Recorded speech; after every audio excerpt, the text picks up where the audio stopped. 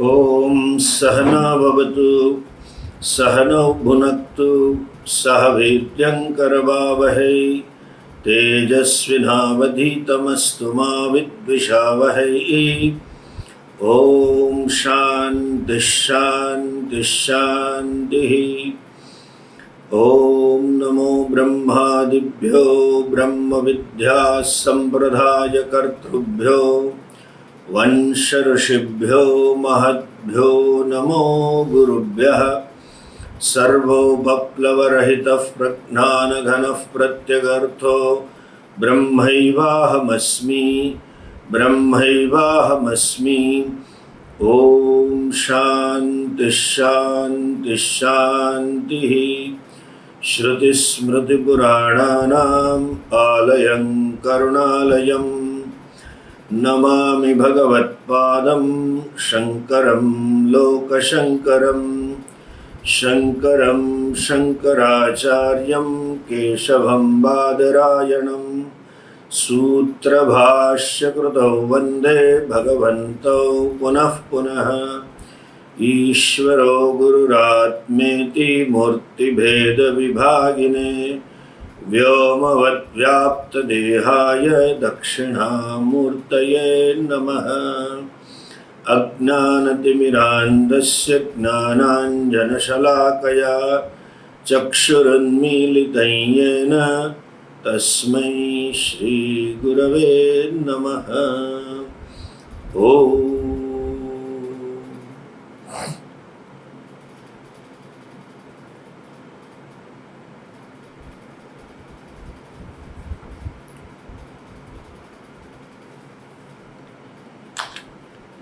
भगवत्पाद भाष्यकार आचार्य शंकर एकता सांस्कृतिक एकता न्यास के तत्वावधान में आज हम कोविड-19 की चुनौतियां और एकात्म बोध पर चर्चा करेंगे।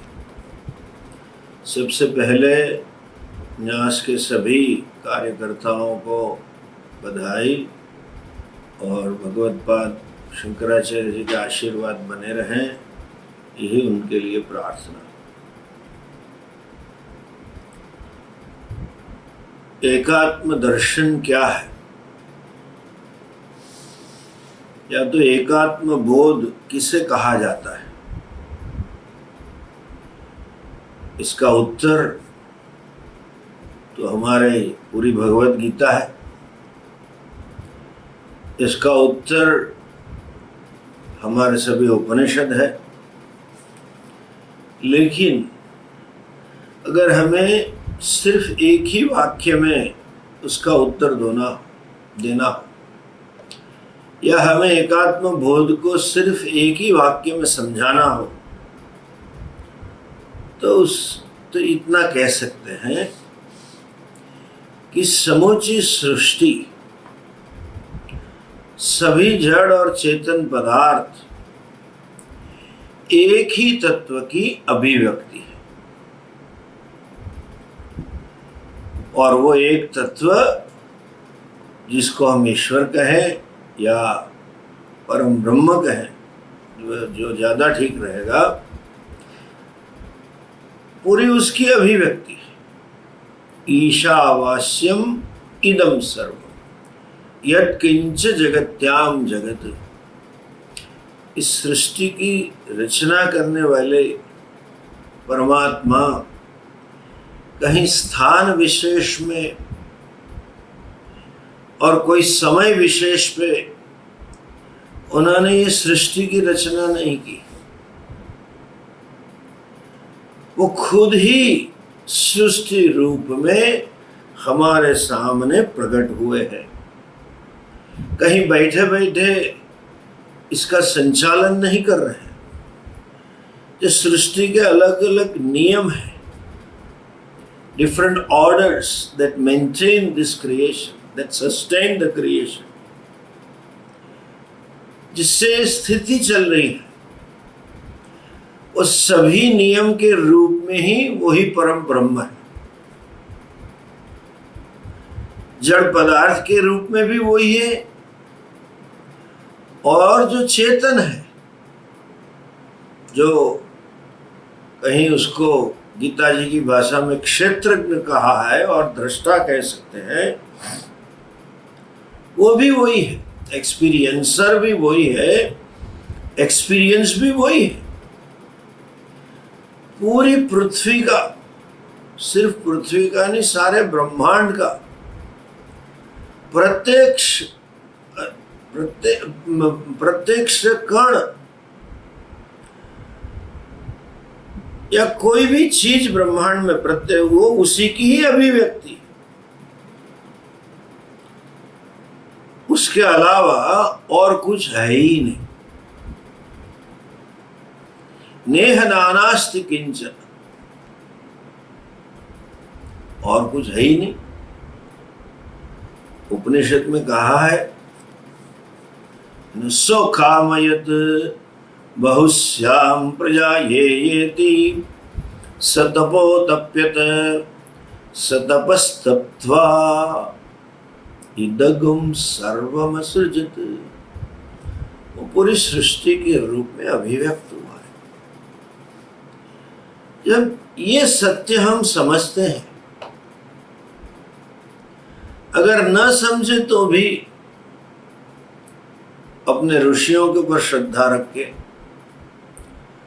अपने शास्त्रों पर श्रद्धा रख के, या तो अनादिकाल से चली आई गुरु परंपरा के गुरुजनों के स्वानुभव पर श्रद्धा रखें, तो एक चीज स्पष्ट हो जाती है और एक गलतफहमी दूर हो जाती है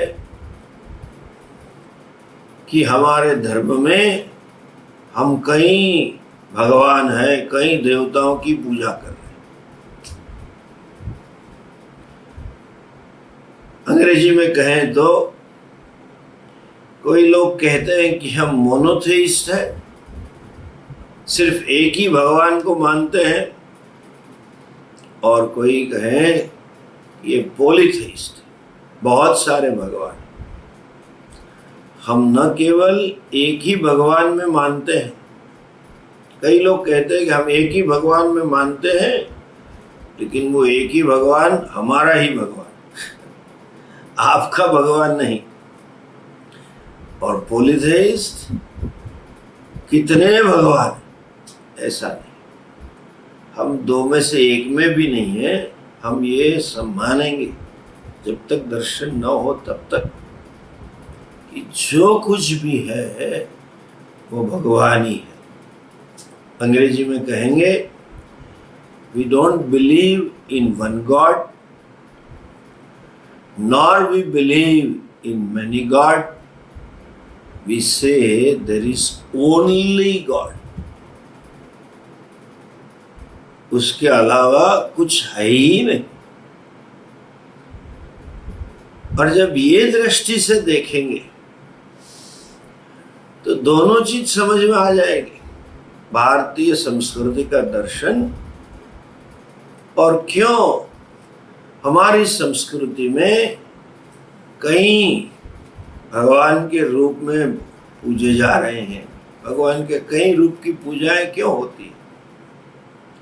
शंकर भगवान के रूप में, कृष्ण के रूप में, राम जी के रूप में, माता जी के रूप में, हनुमान जी के रूप में, अलग अलग रूप से।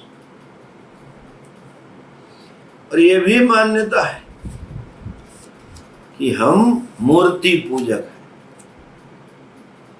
देखिए, सबसे पहले मैं ये स्पष्ट कर देना चाहूंगा कि हम मूर्ति पूजक नहीं है, भगवत पूजक है। जो एक तत्व है जिसको हमने परब्रह्म कहा, अब ईश्वर भी कह सकते हैं, वो परब्रह्म, परम तत्व निर्गुण निराकार है, सर्वव्यापी है। यत्तदृश्यम अग्राह्यम स्पर्शम रूपम रसम गंधम नित्यम अनादि अनंतम, आदि अंत रहित है। उसमें कोई गुण धर्म नहीं है, एक ही तत्व है। लेकिन हमारा जो मन है, मनुष्य की मन की यह मर्यादा है कि सगुण से जुड़ नहीं सकता, निर्गुण से जुड़ नहीं सकता, सगुण से ही जुड़ सकता है। माइंड कैन कॉम्प्रिहेंड, देश काल की मर्यादा में ही मन की प्रवृत्ति रहती है। इसलिए देश काल की मर्यादा में रह के ही किसी नाम विशेष और रूप विशेष की मनुष्य का मन जुड़ सकता है। जब तक निर्गुण तत्व का ज्ञान न हो, जब तक वही निर्गुण तत्व को आत्मसात न कर लें, तब तक नाम रुक जाए। और वैसे भी व्यवहार में उस तत्व से जब हम भाव से जुड़ना चाहते हैं, तब भावना किसी नाम रूप से ही प्रकट होती है। और ये भी इतना सत्य है, कोई भी समाज हो, कोई भी धर्म हो, कभी कोई मूर्ति पूजक होते ही नहीं है। हमें अवलंबन चाहिए हमारे भाव को प्रकट करने के लिए, जिसको अंग्रेजी में कहेंगे we need some form to express, to communicate our emotions. हमारी भावना को प्रदर्शित करने के लिए एक रूप विशेष की आवश्यकता रहती है। सभी समाज में, सभी संस्कृति में कुछ न कुछ तो रहता ही है। जैसे कि पाश्चात्य देश की अगर बात करें, उनमें शादी ब्याह में एक रिंग एक्सचेंज की सेरेमनी होती है। शादी में एक दूसरे को रिंग देते। कोई आदमी कहीं बाहर हो और अपनी रिंग से प्यार से हाथ लगा रहा हो, तो ऐसा नहीं है कि वो आदमी का हाथ उस हीरे के ऊपर या सोने के ऊपर जा रहा है। और रिंग के अलावा उसका मन अपने प्रियतम व्यक्ति के पास में है। इसको अंग्रेजी में कहेंगे ही ट्रांसेंड्स द रिंग, रिंग से पर हो जाता है। और जिसने दी है उसके प्रति अपना प्यार प्रकट करता है।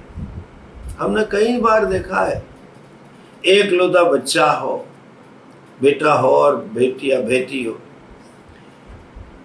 अमेरिका पढ़ने चले गए। शुरू में वो माँ के लिए स्वीकार करना बड़ा मुश्किल होता है। उसको गए हुए 15-20 दिन हुए होते हैं और हम उनके घर पे जाएं तो वो उसकी माँ उसके वस्त्र को हाथ फिराते फिराते रोने लगती है। और इतने भाव से, इतने वात्सल्यपूर्ण भावना से, इतने प्यार से वस्त्र को हाथ फिराती रहती। वो वस्त्र को प्यार नहीं कर रही, वो अपने बेटा या बेटी जो चले गए हैं उनसे प्यार कर रही। उसके मन में वो है। कोई भी देश का नागरिक हो, जब अपने देश के राष्ट्रध्वज को सलाम कर रहा है, तो वो सलाम एक कपड़े के टुकड़े पे नहीं जा रही है, उसमें कोई रंग हो या कोई आकृति हो, लेकिन उससे परे राष्ट्र सम्मान, राष्ट्र गौरव और ये राष्ट्र को बनाने वाले सब नेताओं या शहीद लोगों के लिए सलाम है। दिखावे में ऐसा लग रहा है कि वो वस्त्र को सलाम कर रहा है, लेकिन वो सलाम वस्त्र पे नहीं है। उसकी जो सल्यूट है वो राष्ट्र के प्रति। एक भारत के नागरिक होने के नाते मैं भारत के राष्ट्र ध्वज को अगर ऐसी सलामी दूं, तो मेरे हृदय में आदर का भाव वो वस्त्र के प्रति नहीं है, वो आदर का भाव भारत माता के प्रति। मेरा समर्पण, जब मैं कहूं कि मैं अपने देश के झंडे को नीचे गिरने नहीं दूंगा, तो वस्त्र के लिए नहीं कह रहा हूं, मेरी भारत माता के गौरव की बात है, उससे पर होते हैं, जिसको कहे हम उसको ट्रांसेंड करते हैं। बाह्य व्यक्ति जो जानता नहीं है कि हमारा राष्ट्र ध्वज है, उसको ऐसा लगेगा कि ये स्वामी जी किसी कपड़े को सलाम कर रहे हैं, लेकिन मेरे मन में जो सलाम कर रहा है, मेरे मन में भाव बिल्कुल अलग है। उसी प्रकार से कोई भक्त शिव जी के लिंग ऊपर अभिषेक कर रहा है, कोई दूसरा भक्त कृष्ण भगवान की मूर्ति को श्रृंगार लगा रहा है, कोई तीसरा भक्त भगवान रामचंद्र जी की मूर्ति के सामने अर्चना कर रहा है, कोई चौथा भक्त हनुमान जी के सामने हनुमान चालीसा का पाठ कर रहा है। हमें लग रहा है कि वो मूर्ति की पूजा कर रहा है, नहीं, वो आदमी के मन में जो पूजा कर रहा है, उनके मन में वो पत्थर नहीं है, उनके मन में वो मार्बल नहीं है, उनके मन में वो साक्षात परमात्मा के प्रति अपना भाव प्रकट हुआ है। They transcend the form. Nobody worships the idol. They worship God. Nobody salutes the piece of cloth. Everyone salute their national spirit when they salute their national flag. उसी तरह से हमारे जितने देव हैं, जब हम उनकी पूजा कर रहे हैं तो एक ही तत्व की पूजा है। उसमें प्रमाण भी है। अगर आप शिव पुराण खोल के देखें, विष्णु पुराण देखें, या भागवत जी देखें, या कुछ भी देखें ग्रंथ, वो यही कहा होगा कि त्वम ब्रह्मा त्वम विष्णुस्तम रुद्रस्तम इंद्रस्तम ब्रह्म भूर्भुवस्वरम। आप सभी है परम ब्रह्म, सभी रूप में प्रकट होते हैं। गणपति जी हो तो भी सभी रूप में प्रकट हो रहे हैं, शिव जी है तो सभी रूप में।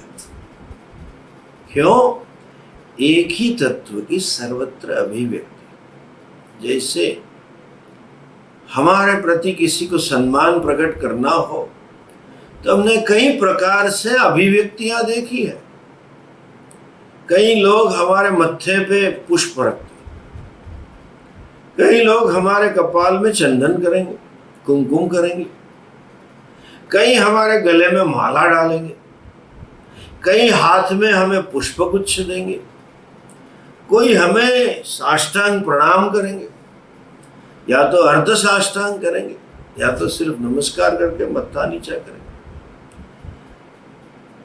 कहीं पे भी आप कुछ भी करो, मत्थे पे रखो या माला रखो या चंदन, हमने ऐसे संप्रदाय देखे जहां हाथ में चंदन लगाया जाता है, गुरु जी के अंगूठे पे लगाया जाता है। कोई चरण की न केवल पूजा कर रहे हैं, उसके चरणामृत ले रहे हैं।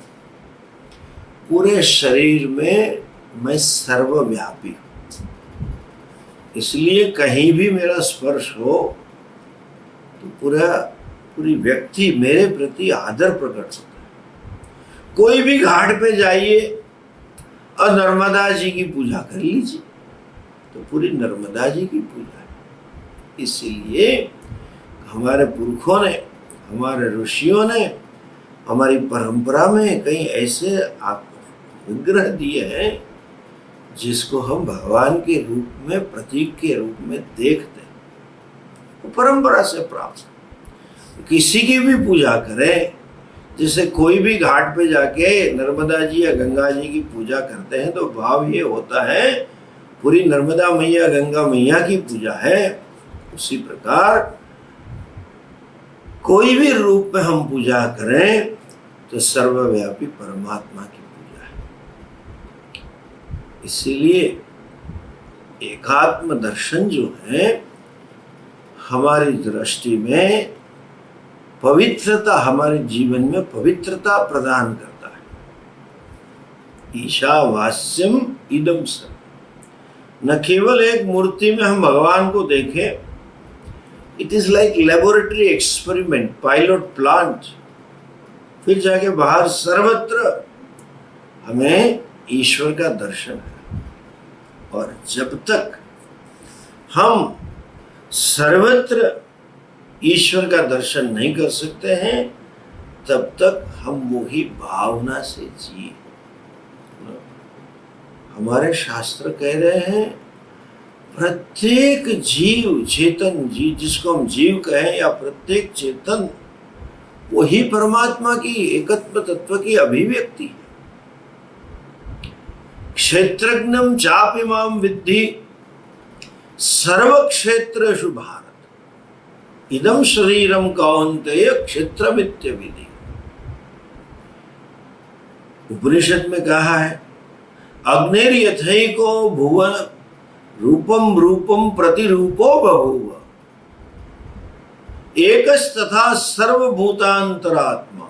एक ही आत्मा है, अर्थात every soul is potentially divine. Every soul is divine by nature. जब हम अपने आप को शरीर मन इंद्रिय प्राण तक सीमित ही देखते हैं अज्ञान के कारण, उसी को अहंकार कहा है। देहात्म बुद्धि जिसको शास्त्र की भाषा में कहेंगे, वो अहंकार स्वरूपतः सच्चिदानंद है। अहंकार स्वरूपतः सत्यम ज्ञानम अनंतम ब्रह्म है। उसी के ऊपर ही देहाध्यास खड़ा हुआ है। अहंकार स्वरूप से मुक्त है। अर्थात मनुष्य के जीवन का ध्येय क्या है? अपनी जो दिव्यता है स्वरूप की, उसको प्रकट करना है। अपने दिव्य स्वरूप को जानना है, अपने दिव्य स्वरूप को प्रकट करना है। एकात्म दर्शन हिंद का ध्येय क्या है? न केवल अपने आप की दिव्यता को प्रकट करना है, किंतु सब में एक ही दिव्य आत्मा है, वो दर्शन करना है। सर्वत्र दिव्यता का दर्शन करना है।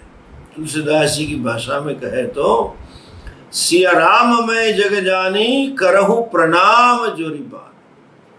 सब जगह पे सिया राम का दर्शन करना है। गीता जी की भाषा में कहे तो सर्वभूतस्तमात्मानं सर्वभूतानि चात्मनि ईक्षते योग युक्तात्मा सर्वत्र समदर्शनः। एक आत्म दर्शन का अर्थ है सर्वत्र समदर्शन के रूप में जीना। जिसके जीवन में जो महापुरुषों ने ये बोध प्राप्त कर लिया है, उनके जीवन में समदर्शन स्वाभाविक है। इसलिए ये वाक्य उनके लिए कहा गया, शब्द उपयुक्त किया है, सर्वभूत हिते रता। उनका पूरा जीवन एक आहुति समान है।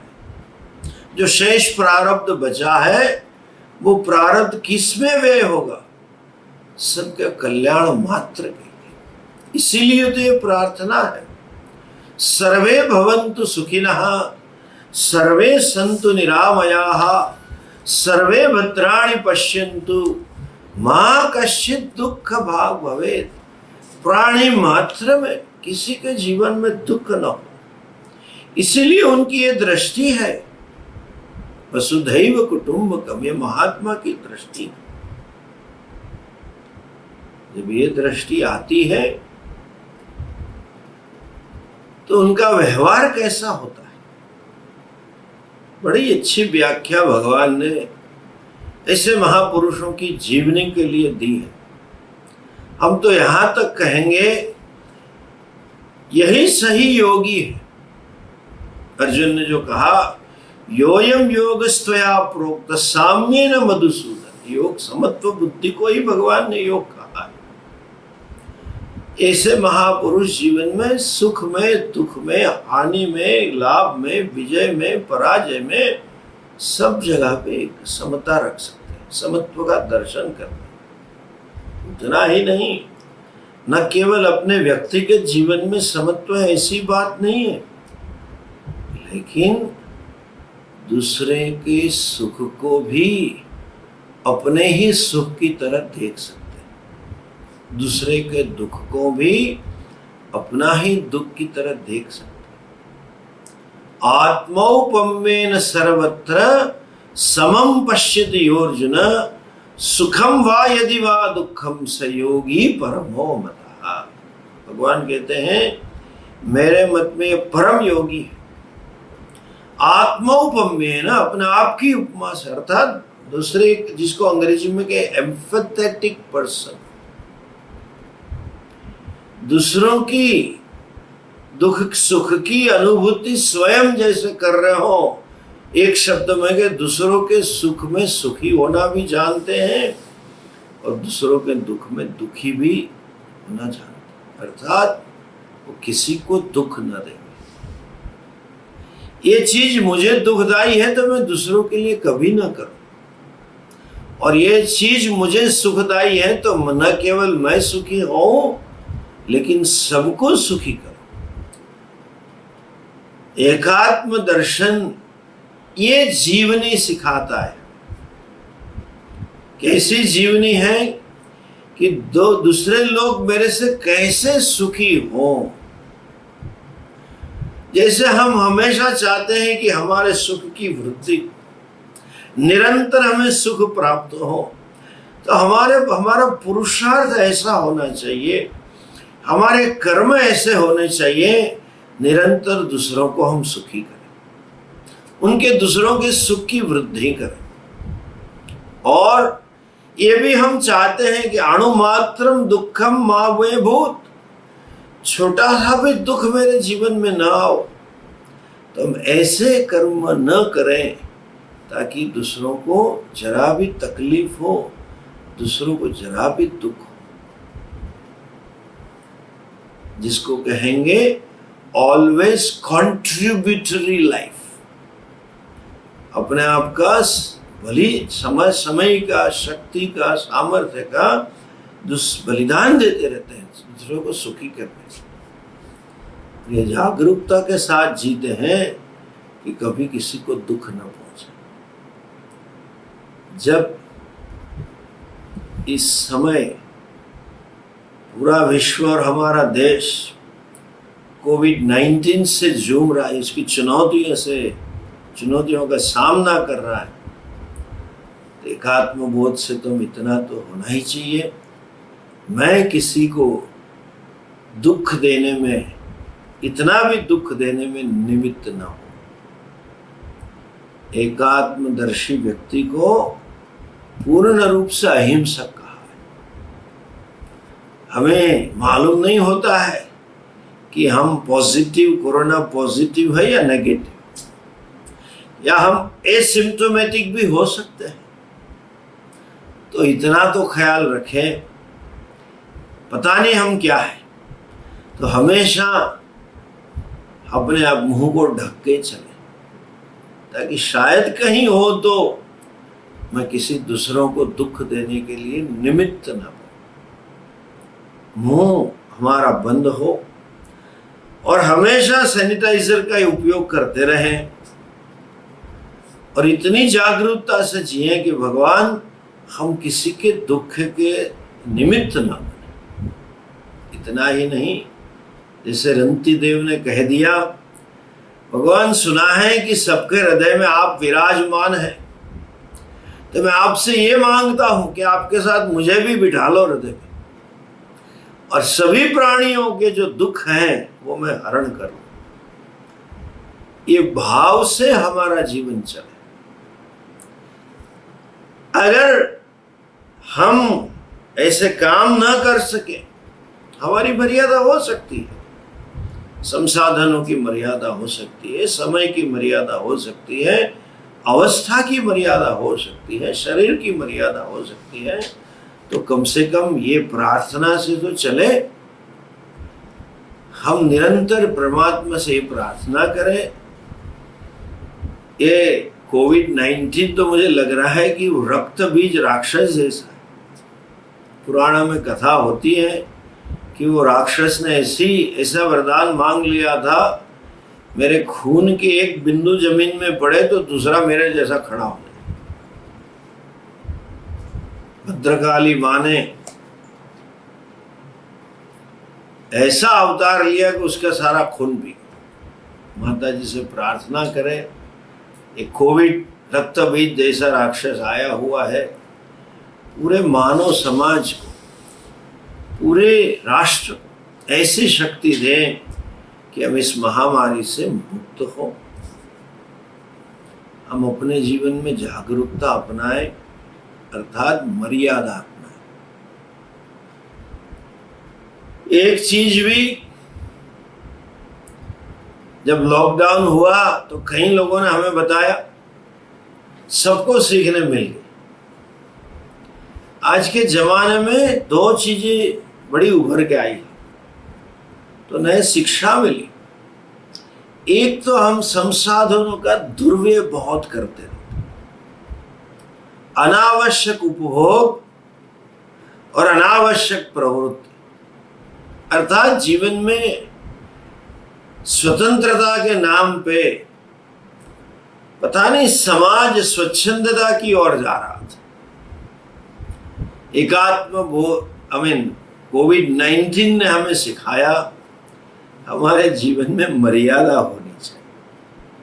हम अनावश्यक संसाधनों का उपयोग न करें।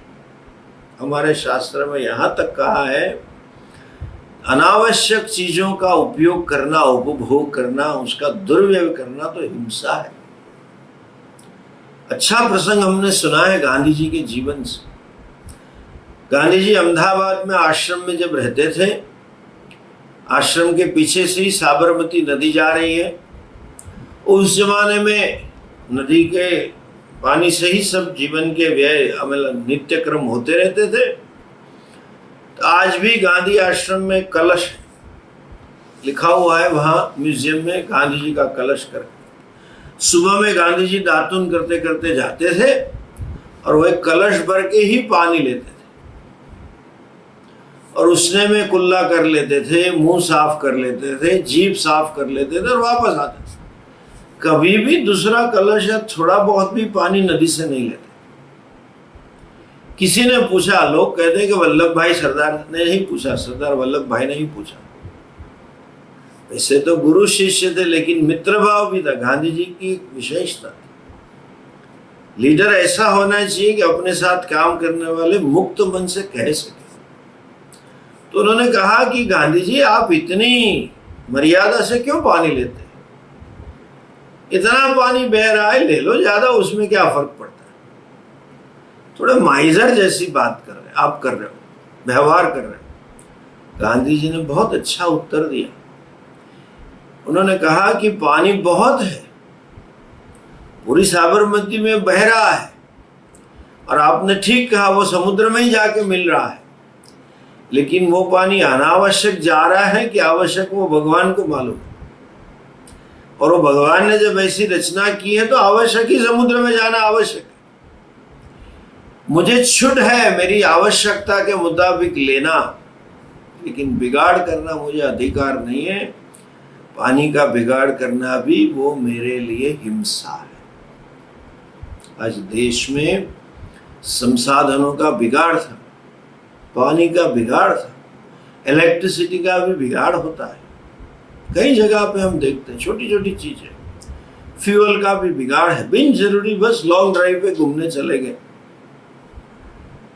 तो ये चुनौतियां से ये सीखे कि हमारे जीवन में मर्यादा,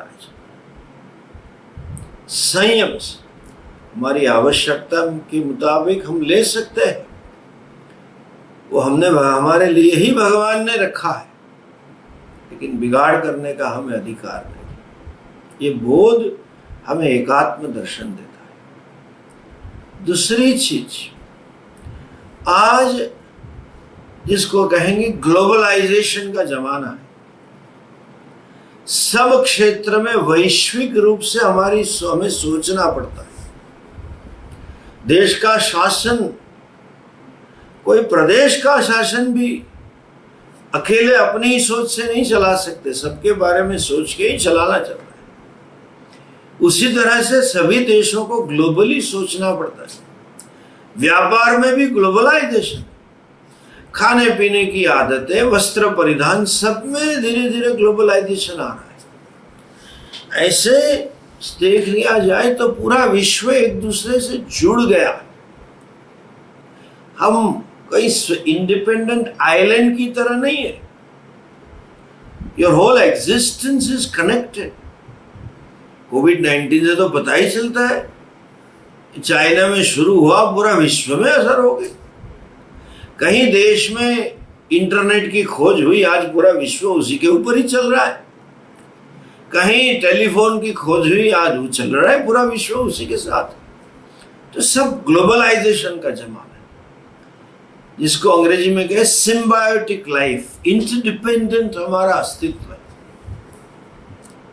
लेकिन हमें जब लगता है तो हम देखते हैं कि आजकल परस्पर हम जुड़े हैं, बाह्य रूप से जुड़े हैं, अंदर से एकात्म का भाव नहीं, स्पर्धा का भाव। ग्लोबलाइजेशन के साथ इसको एरा ऑफ कंपटीशन भी कहा, स्पर्धा का युग है।